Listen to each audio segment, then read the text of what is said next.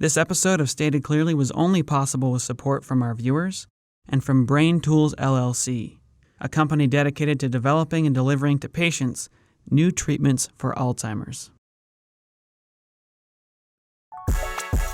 Stated Clearly presents, what is natural selection? Natural selection is one of several key concepts contained within the theory of evolution.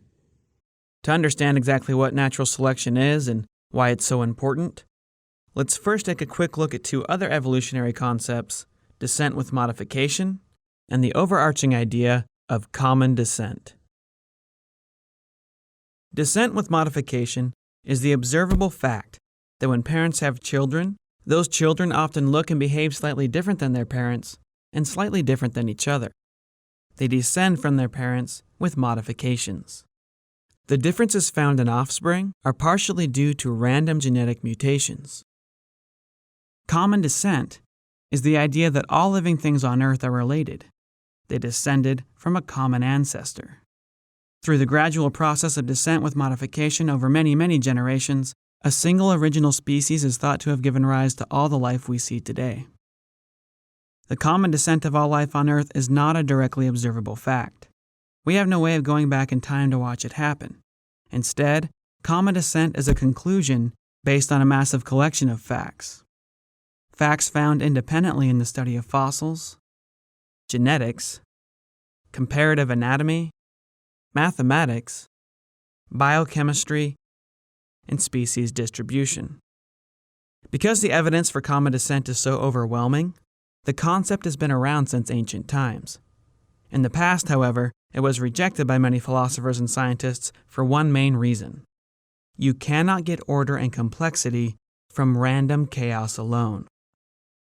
The bodies and behaviors of living things are extremely complex and orderly. Descent with modification simply produces random variation. All through history, no one could explain how complex life arose from simple life through random variation until Charles Darwin discovered natural selection. Charles Darwin, who lived from 1809 to 1882, was a naturalist, someone who studies nature. At the start of his career, he traveled the world by ship, collecting and documenting plants and animals. During his travels, Darwin became very interested in the idea of common descent. He noticed that islands contain species of plants and animals unique to those islands. They can't be found anyplace else on Earth, but they often look and behave surprisingly similar to creatures found on nearby continents. Tortoises on the Galapagos Islands can be distinguished from those of Africa. Meanwhile, with the exception of size, they're almost identical to a species found nearby in South America. Darwin believed these similarities could be best explained through common descent. Long ago, a tortoise from the mainland may have drifted to the islands, possibly on a raft of storm debris, and once arriving, laid her eggs. Random changes caused by descent with modification over thousands of years eventually transformed the island creatures and the mainland creatures so much that they could no longer be considered the same species. This idea made good sense to Darwin, except for one thing. The island creatures he found weren't just randomly different from their mainland cousins. They were specially adapted for island life. The Galapagos is a collection of 18 main islands, many of which are home to tortoises. The larger islands have lots of grass and vegetation. Tortoises there grow extra heavy and have dome-like shells. Some of the smaller islands have very little grass, forcing the tortoises to feed on island cactus. The best cactus pads grow on the tops of these plants. Fortunately, tortoises on these islands are equipped with expanded front legs and saddle-like shells, allowing them to stretch their necks extra long to reach their food. It's almost as if these island creatures have been perfectly sculpted to survive within their unique environments. How did this sculpting take place? Random descent with modification alone could never do such a thing. Darwin drew upon his knowledge of selective breeding to answer this question. For thousands of years, farmers have been taking wild plants and animals, and through the process of selective breeding, have sculpted the original wild forms into new domestic forms, much better suited for human use and consumption. The process is slow but simple. If a single plant produces 100 seeds, most will grow to be nearly identical to the parent plant. A few, however, will be slightly different.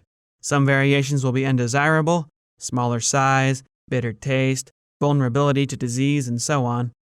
Other variations will be highly valued. Thicker, sweeter leaves, for example. If a farmer only allows the best plants to reproduce and create seeds for the next crop, small positive changes will add up over multiple generations, eventually producing a dramatically superior vegetable. You might be surprised to hear that broccoli, cauliflower, kale, Brussels sprouts, and cabbage are all just different breeds of a single type of weed commonly found along the shores of the English Channel. The evolution of this original plant into all the varieties we see today was carefully guided by different farmers around the world who simply selected for different traits. It's important to note that the farmer doesn't actually create anything. Random descent with modification creates new traits. The farmer simply chooses which of those new creations are allowed to reproduce and which are not. Darwin proposed that nature itself is also capable of selection. It may not have an intelligent brain like a farmer, but nature is an extremely dangerous place in which to live. There are germs which can kill you, animals that can eat you. You could die of heat exhaustion. You could die of exposure to the cold.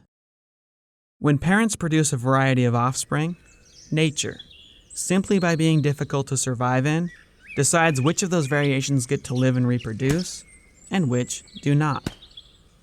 Over multiple generations, creatures become more and more fit for survival and reproduction within their specific environments. Darwin called this process natural selection. Since Darwin first put forth his idea in the mid-1800s, natural selection has been studied and witnessed numerous times in nature and in the science lab. What started out as a mere idea is now officially an observable fact. Darwin's discovery has greatly expanded our understanding of the natural world. It's led to countless new breakthroughs, and it finally allowed scientists to seriously consider the idea of common descent. So to sum things up, what exactly is natural selection? Natural selection is the process by which random evolutionary changes are selected for by nature in a consistent, orderly, non-random way. Through the process of descent with modification, new traits are randomly produced. Nature then carefully decides which of those new traits to keep. Positive changes add up over multiple generations. Negative traits are quickly discarded. Through this simple, ongoing process, nature, even though it does not have a thinking mind, is capable of producing incredibly complex and beautiful creations. I'm John Perry, and that's natural selection stated clearly.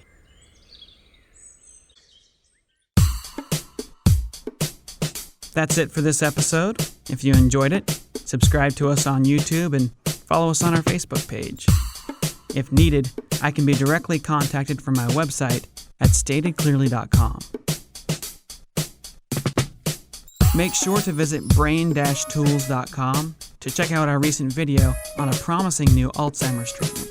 That video shows you the basics of how the brain works, how Alzheimer's destroys memory, and how a brain tools drug called MSF achieves unprecedented revival of memory.